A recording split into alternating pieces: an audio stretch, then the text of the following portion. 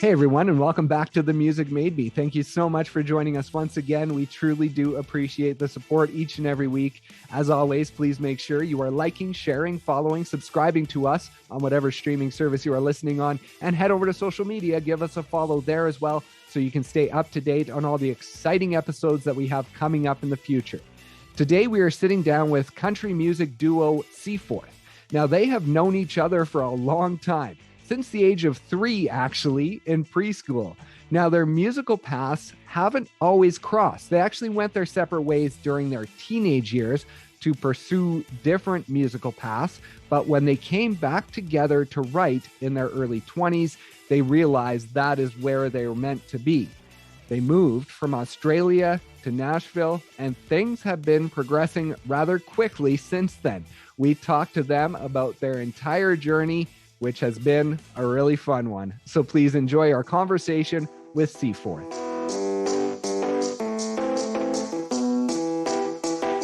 Good and Gone was the song that first caught my attention because it was added to my Spotify list.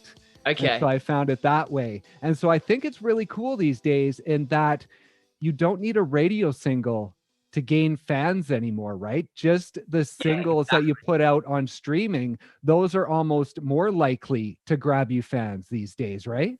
It's awesome, man. It just connects you to such a broader audience, people that don't even know country music, or just like it's a song on a playlist at that point, and all it takes is someone just to like the song and then show it to their friends. And I think it definitely makes it more accessible being able to just release music.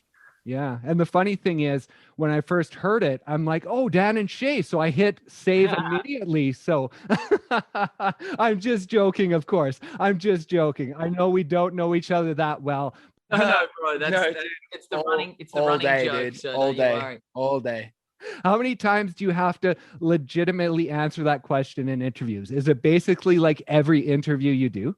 Honestly, that was weird. That was weird. No, I mean, it's more like, I think it's just people assume just because we're a duo, and like Mitch's kind of range is similar to Shay's. And so like, we kind of get that comparison, but in interviews, it doesn't really get touched on too much, to be honest. It's also, that's good. Also, there's a lot of Keith Urban in interviews, but you're like, well, let me just rewrite my script. We'll talk about that. We have to talk about Keith Urban because of what it's meant for your journey. And on the Music Made Me podcast, I love to talk about the journey from the very beginning. And that started for you guys at the age of 3. And my question is, what took you so long? Like at 3, if you would have started writing then, you could have been in Nashville at like age 7, 8. You could have been you could have been playing stadiums, sold out crowds. You could have been the biggest thing in country music. We actually signed to Sony when we were 4. And it's just been a development deal. We've been on the since shelf. Yeah. Shelved this for no, man, we both grew up playing music from a super young age, and we've known each other obviously our whole lives, but it takes a while to figure out how you want to do it, what you want your sonic to be, what you want, to represent musically and stuff. And I think for us both, it took a minute. But then, like we say, discovering country music, and particularly Keith Urban, for both of us was like a light bulb moment where we were like, country feels like what we are naturally trying to do, but haven't necessarily been exposed to growing up. And then as soon as we were exposed to country music, we kind of dived down the rabbit hole and loved the stories and loved the sonic and loved, Nashville as a place and everything. So then, it was pretty clear from that point, but it took us a while. Yeah. Let's talk about that while for a second, because you guys had careers, both of you, before you came together. And so let's kind of go down that journey a little bit. And Tom, with you playing guitar, that started at the age of 9. And I saw Mitch say in an interview one time that you were a bit of a musical prodigy in your area at that point. I mean, back to your earlier point, I think you had a record deal when you were 11 years old. I was like, I think I signed my first record deal when I was like 12 in Australia. And, to my point before, it's like no 12-year-old knows what they want to do musically. And I was never kind of allowing weirdly, even as a 12-year-old, I never wanted to do like the TV shows. I never wanted to do like X Factor and those kinds of things. I never wanted to do any of that, like the pop route. I always wanted to like play music and play guitar, and I wanted to make like a singer-songwriter record when I was like 14.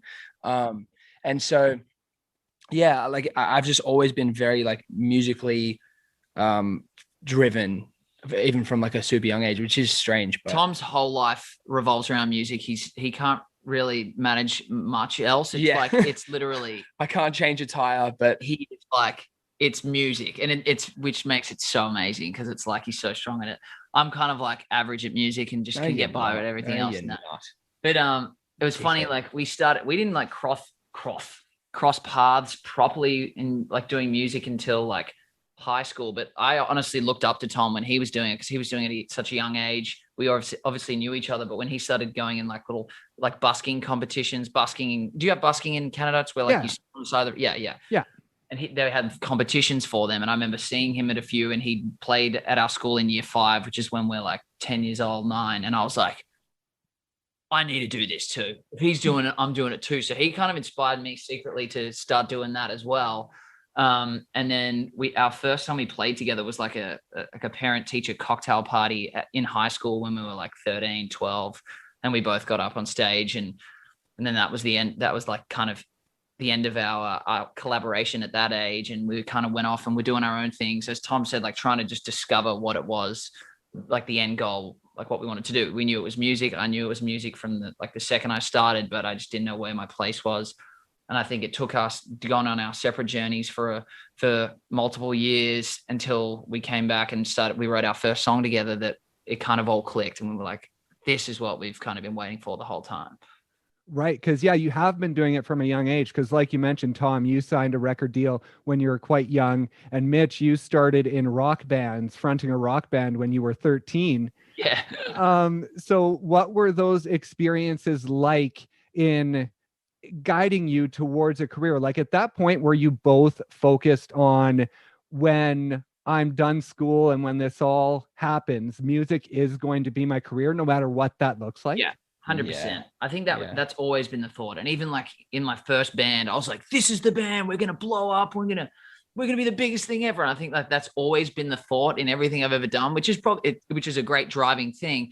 I was obviously wrong many times, but you always know that there's something that you're like striving for, and that would never get masked, even though like those things weren't it. Like it would always just lead to what's coming, and it's led us to this so far. And every experience you have kind of teaches you something, and then you end up, I feel like I went through a lot when I was younger, and I feel like that way by the time I turned 21, I'd learned a lot already that a lot of like 21-year-olds that were just starting to make music were still like learning. You know, like it's weird. So I'm grateful that I went through what I went through, and obviously Mitch went through what he went through, because we learned from it and gave us kind of, perspective and stuff to kind of come into this and, know what it's kind of about. And we still know nothing. So it's great.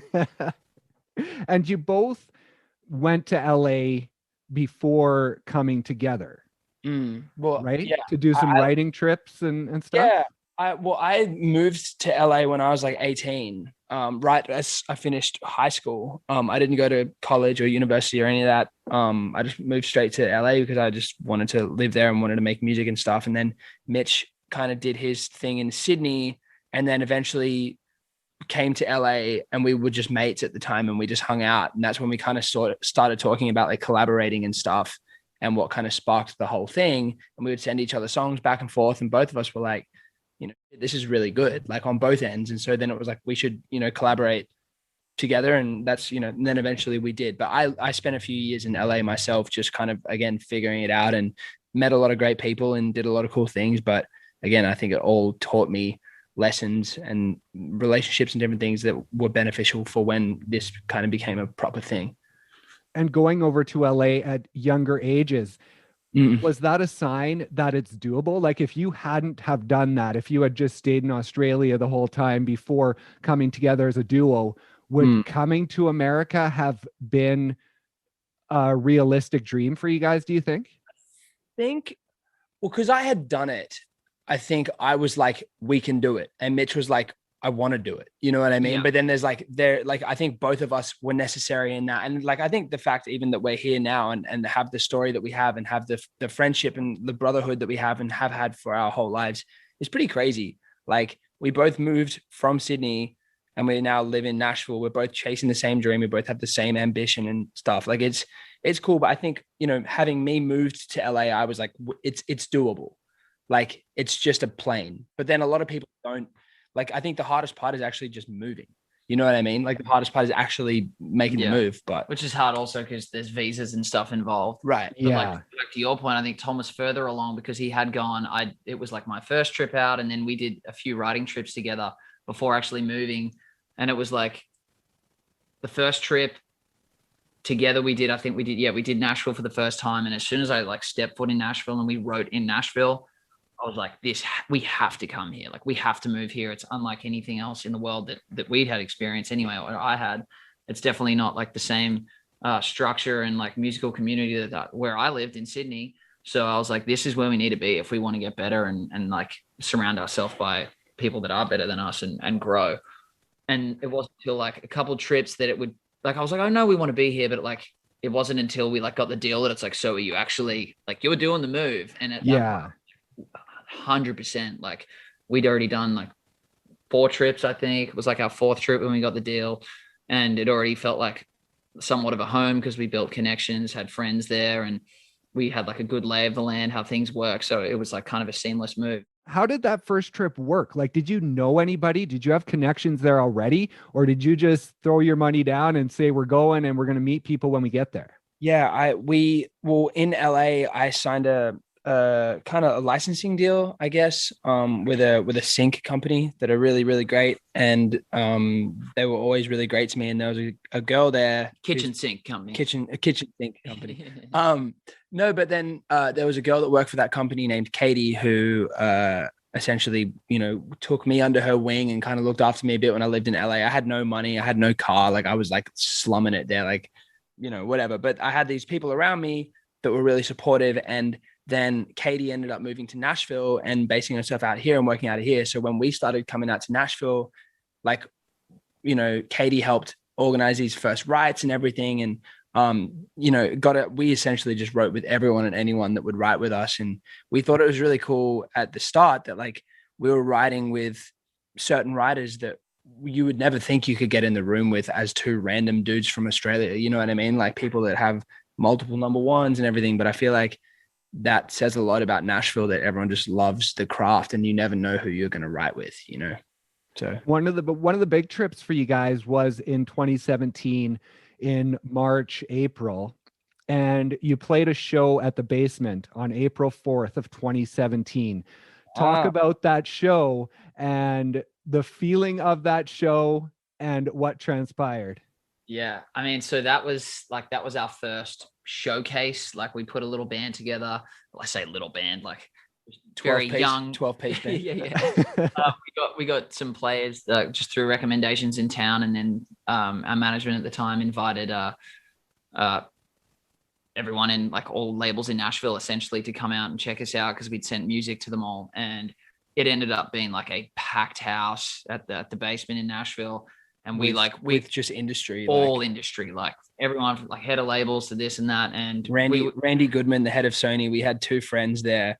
One was from Sydney and they both like sat like front row, and Randy Goodman, the head of Sony Nashville, literally walks in and sits right in the front row next to them. And we're like, I'm gonna sign them, like saying all this stuff like this. It was wild, man, because we'd already had a few meetings with people in town. So it was almost like they're like, all right, we need to see them live and like, hopefully we could sign them. It felt wild, man, because we got up there and we'd never played any of the songs with a band before. It's like they're all new songs, but I don't think we'd even played them live before. So to see that happen, we finished, and then we kind of got swarmed on stage of everyone introducing themselves to us and chatting, and it was just like a whirlwind for us. And I think it was after that week that we like decided to sign with Sony, and we had the deal offers. But yeah, that was it'll go down in history. That was a milestone for us. And was that the most nervous you've ever been playing a show up to that point? In general, honestly, there was this weird, like, dude, Adrenaline. I feel like we just had adrenaline in that whole phase of our lives. Like we just were so excited to be in Nashville, and like there were nerves, but it was more like we had been working for so long behind the scenes. And, you know, to go back to the very first point of us, like literally knowing each other since we were kids, and me signing at a young age, and both of us, like there was so much pre-work that was done to get to that point that we felt like it was just like, let's like show people what we're trying to do and hopefully, you know, get something out of it. And we did. And and we did. So there was nerves, but it was like a lot of excitement and like adrenaline, like Mitch says. So. And in 2017 is when you decided to move to Nashville. Now you played a sold out farewell show in Australia before you left, right? So what kind of following did you have there before you left? Honestly, we didn't really have much of a following in Oz except for our family and friends, and then maybe a few people. So that farewell show was basically, like a family and friends show, like send us off. But the funny thing about it is we we got the deal offer in April, and we were thinking we'd be moving within 2 months or whatever. And we ended up not being able to move until October. So for that, like however many months that was, we did the farewell show like May or June or whatever. Yeah. And we had multiple months still at home. So we're like, okay, guys, we're off. And then actually we're not. And we went back to doing cover gigs. And I think people were kind of like, did they get a deal? Was this all a joke? Are they actually moving? But obviously it finally happened. But that was an awesome night, man. That was great. It just turned out to be funny, the fact that we weren't moving as soon as we were. We could have done like a farewell tour. Right. And you talk about the cover songs. The Sweet Boys, was that an actual band or is that just a joke you threw out once? Dude, the Sweet Boys. How did it start? There was a song that I think wrote once that was very soppy, and we kind of were like kind of making fun of the song. I think like later on, there's just something that we wrote, and then we were like making fun of it, and it turned into this thing where we wrote these like lyrics that were just the cheesiest, like whatever. And so then it just turned into this thing where like around that same time of that trip, we just started writing these songs for this Sweet Boys alias that were just these cheesy songs. And the whole idea is like Mitch and I rock up wearing turtlenecks and chains, and like we're like, oh, what's up? Yeah, and then we sing like, she's so pretty, like the most like just cheesy, we're like arrogant, and then just like the cheesiest things. But I don't know, it's just kind of ongoing joke now, like where we, you know, have these songs that are in the vault that no one's ever heard, but maybe TikTok will appreciate it at some point. Yeah, that's awesome. And so when you came over, what was that trip like? Was it different than the trips you had already taken just to come and write and spend a few weeks or a month in Nashville? Like, did that feel a lot different taking that plane trip? To move, you mean? Yeah, to do the final move. Oh, yeah. I mean, I think the hardest thing about all of it is leaving family and stuff. You know, I feel like we were ready and excited and, you know, had this whole new chapter of our lives that was, you know, unfolding. But I think leaving home, being like, well, we'll see you, you know, when we can. Yeah, exactly. It's crazy, man. And this whole past year obviously has been a testament. Well, sorry, like the most trying, I think, time we've been through as far as that goes, because we can't really go back right now. But yeah, man, it was like bittersweet, very bittersweet, very emotional, but exciting at the same time. So. And how quickly did you kick off the writing process for the debut EP when you first got over? Oh, I mean, I think within the first 2 weeks. I mean, we had like a week to like get furniture and get settled into the place, to our house. Sorry, but then we were writing pretty much straight away, and then we had a bunch of songs that we kind of were already ready that we were gonna record for our first EP. But then we ended up writing for a few months. Good and Gone was one. Good and Gone was one of the songs that we'd written like just after moving.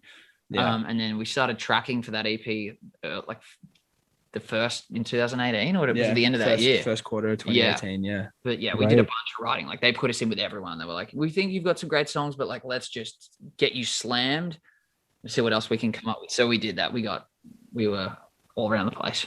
And did you write all around? Like I saw LA, New York, and Nashville. Did you travel everywhere to do some writing, or how did that go?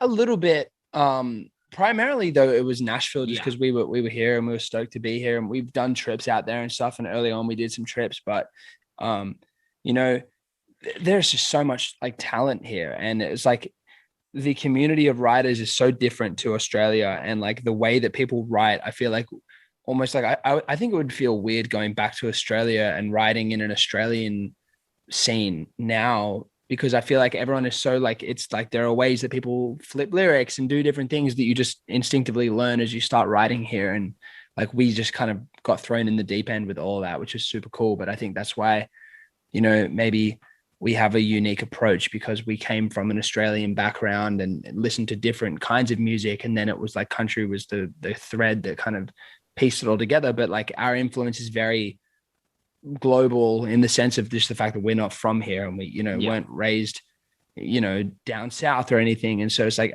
it's always kind of, we tried to quite further south, actually. Yeah, a lot further south. We tried to, you know, just make it like our own story within country, you know, and that's, you know, so. And what was it like being able to connect with Dan Huff, who you produced the EP with? Because I know his name had sort of popped up in the past for you guys. And so what was it like when you realized you were going to be able to produce the album with him? I mean, it was amazing, man. Dan was behind the music that got us to love country music, and he was the man producing.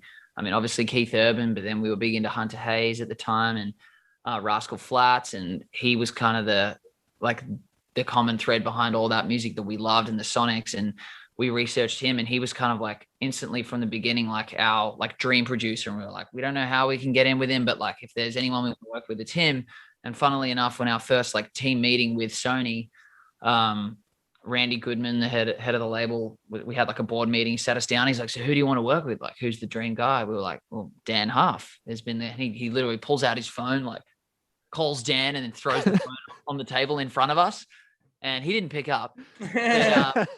But shortly after that, we ended up like sitting down and having lunch with Dan and telling him about the project. He listened to some music, and he was like, yeah, I'd love to work with you guys. It seems great. And we ended up getting to work on that first Love That EP we did with Dan, and working with him in the studio was incredible. Like just seeing how he like listens, controls the band and his ideas. And you just like see this wisdom that is something we've learned so much from. And he's also just like the most genuine dude, like the nicest bloke and encouraging and has no ego.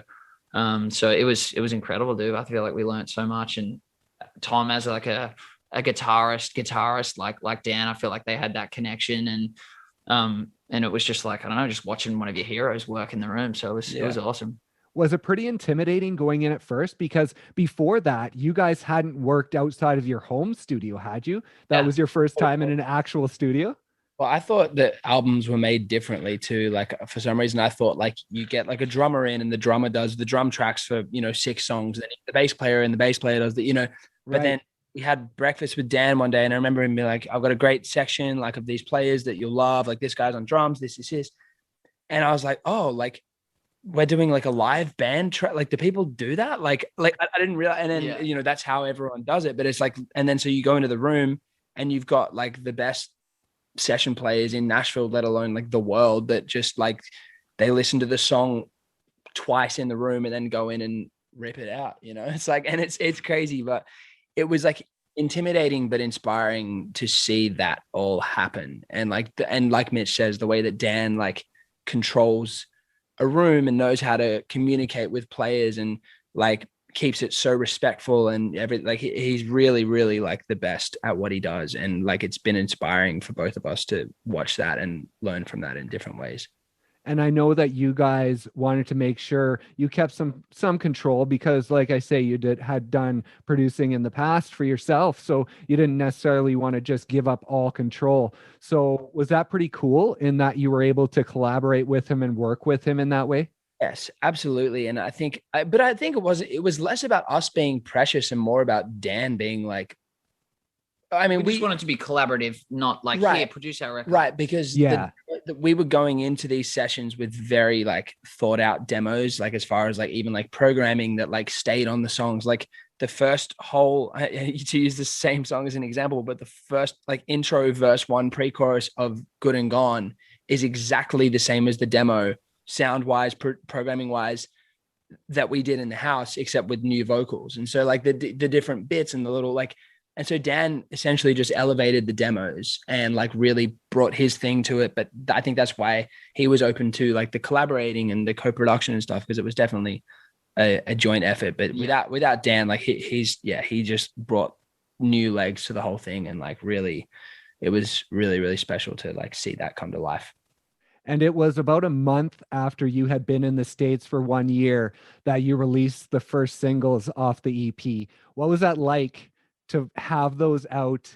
And, you were not there a lot of time, only a year. So how exciting was that to be putting that music out and realizing that the move was, worth it? It was coming to fruition. This was happening for you guys. I mean, that's a huge and scary moment at the same time, because it's like we've worked on this. It's like our first time actually ever going to radio with something. So it's like pretty overwhelming, but I don't know. It's just like, it's again, another milestone in your life, in your career.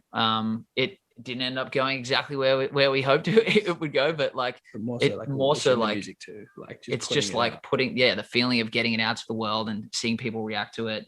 As two random Australian dudes, and then also playing shows and hearing them sing that song back. It's incredible. Like we were just stoked that we even had the chance to do that. And you talk about the community in Nashville. I know Mitchell Tenpenny is someone who, has really done a lot for you guys, taking you out on tour a couple of times. You recorded a song with him. So what has he meant in the few years that you've been in Nashville? Yeah, he's a legend, bro. Mitchell's like salt of the earth, like sweetest guy and talented. And we had done a couple shows with him, just like acoustic things, and then seen him around and stuff. And then we decided to like write, and that's the day we wrote Anything She Says. And it just kind of happened really naturally, and everyone loved the song. And I think like for him to end up cutting it was really special, because we were fans of his, and like it was cool for us to even just be writing with him, and then to get us on it and do the tour and stuff. Like you say, like he definitely opened a door for us in a big way, and we're super, super thankful for him and for that, because it kind of got us in front of a lot of people that we maybe wouldn't be in front of at this point without it. So it's really cool. And now we're excited to go out, because that song it feels like the song was like, I hate the word like a hit, but on streaming and stuff, it really stood up, and like it has like 60 million streams or something on like Spotify alone, and it went gold and everything. So people kind of like know the song when we play it out. But I think we were on the Anything She Says tour with Mitchell in 2019. And so that song was like the kind of centerpiece of that tour. But like for us to go out with like Jordan Davis at the end of this year and play these shows and have that song in our like live set as being like, this is like, we wrote this or whatever, it's going to be a cool little moment for us. I think it's a special song, and we're super stoked to have had it.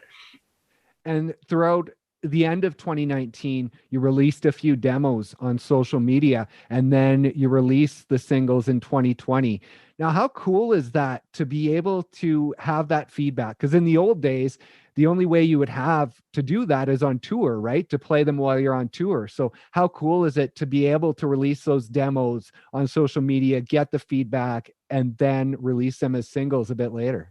Yeah, it's great, man. And also like we would get impatient because like things shut down over quarantine, and we're like, we want to get music out, but it's just not the time to release. So we'd be like, let's just put everything online. I feel like I don't even know how many songs we've shared at this point that aren't released, but it gave me that like, all right, we're trying, but like it is a great method to test, because then we'll see people reacting to it, and then we'll show our label and be like, hey, out of this 5-6 songs we posted, this is getting the most attention, like let's look at it. And that actually was something we did with Breakups, like sharing it on story posts, and that got like a lot of reactions and people reaching out about it. So like before we'd even released it, we knew that it was reaching people and connecting. So it's definitely an amazing indicator. And talk about the new single Breakups. You've talked that it's one of the more special songs that you've recorded. So just talk about that and how it came together and why it's so special for you. Yeah, man. Well, I mean, you're right.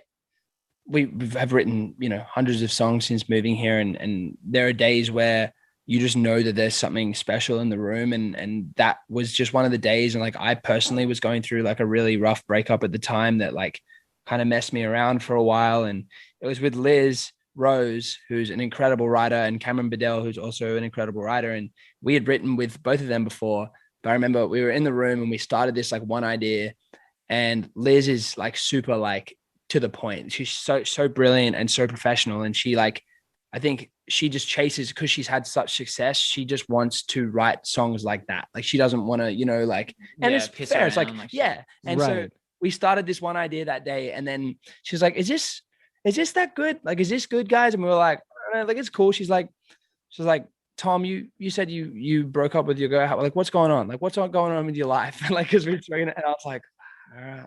And therapy session initiated. And we spoke about it.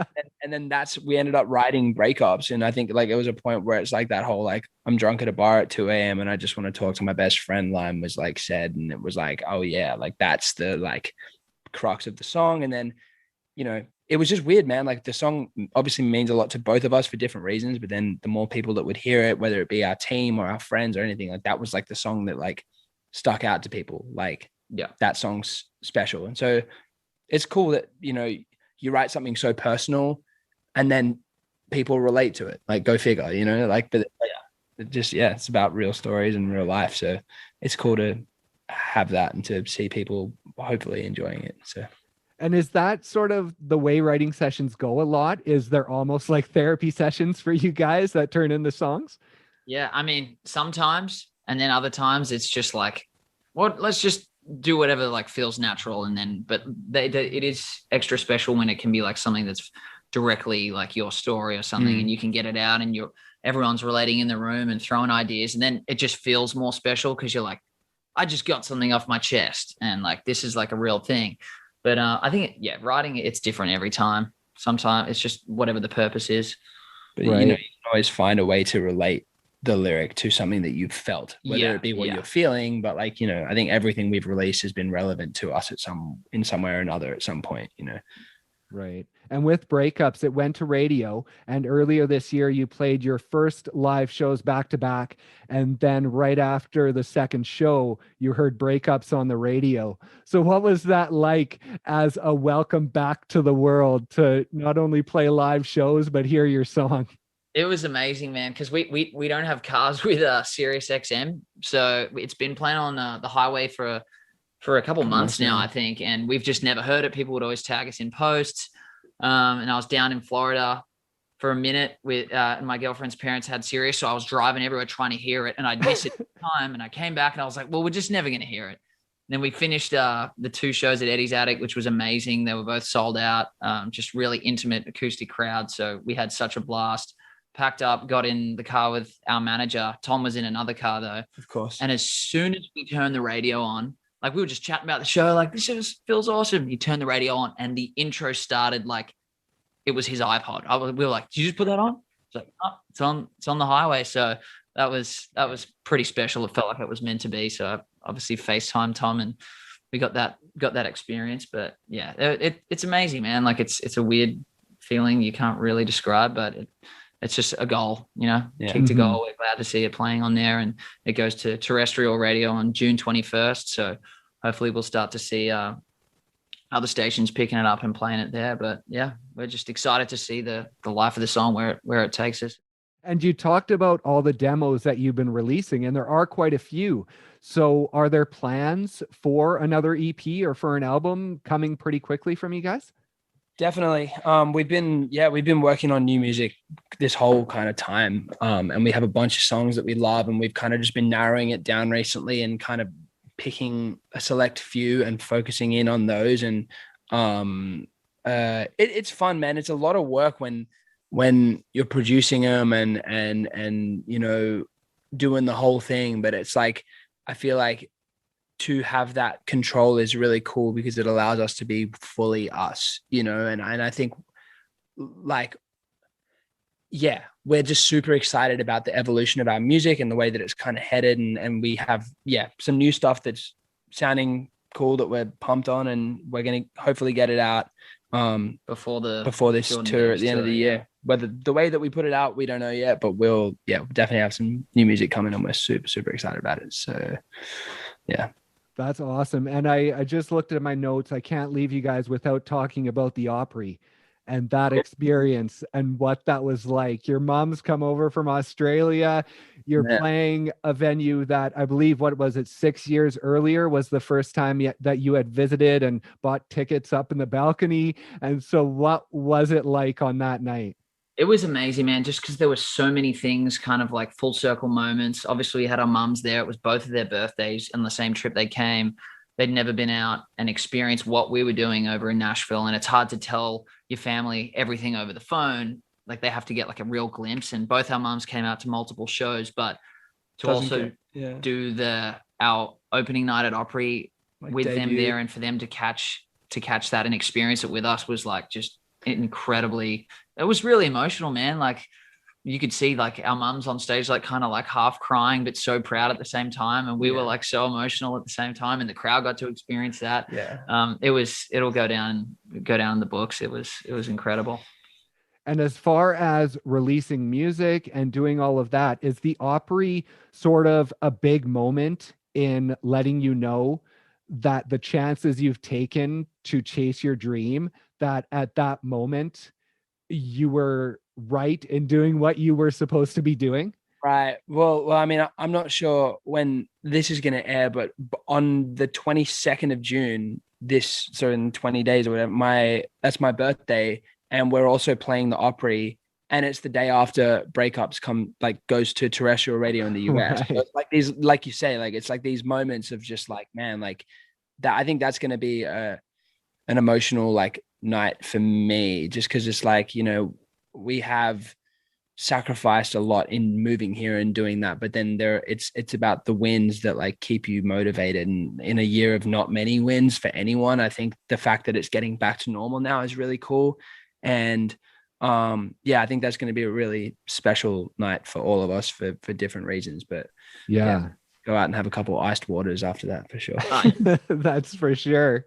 And what's it going to be like stepping back on stage with the full band on the Jordan Davis tour? Like, can you guys even imagine what the feeling is going to be like when you hit the stage for the first time? I mean, it's going to be unreal, because also you've got people that haven't seen shows in so long either. So I feel like everyone's going to be so equally excited for the experience. We need to definitely rehearse. We were just talking to our management and band today. We're like, we need to get in and like practice, because it's been a minute. We're going to be a little rusty, but we go out and play some shows in July, so we should get some practice then, and we'll knuckle down. But I cannot wait for it. Cannot. As far as the last year, it has been difficult, but it feels like you guys have really made forward motion. Your name is getting out there. People know who you are. Your music is getting out there. So do you think that's going to make the shows even more special? Is that, you know, in the audience, a lot of people there are going to know who you are? Well, that's the indication of playing these shows. Cause like, as we grew, we went on the first tour with Mitchell, and you'd see a couple people that knew a few lyrics to some of the songs. And in the next tour we went with Mitchell, like there was a lot bigger patches of people singing the songs. And then this time it's like, we've had at least another year since the last shows, and then another 4 or 5 songs. So it's like, it's an indication to see where you're at. So I'm excited to see if, I mean, maybe we've gone backwards. Maybe no one will know anything.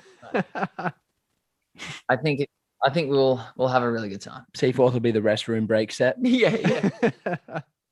No, man, it's going to be a lot of fun. Sure. That's awesome. The tour kicks off on September 9th, and congratulations on the new single and, you know, all that has happened in 2020 and 2021, despite the hardships. You know, like I say, your music is getting out there, and it's great to see. So thank you so much for joining us, and enjoy the tours, and we'll look forward to new music. Brendan, appreciate you, mate. man. Thanks for your time. For sure. Thank you so much, and we'll talk to you again soon. See you, mate. Ciao. Okay. Bye.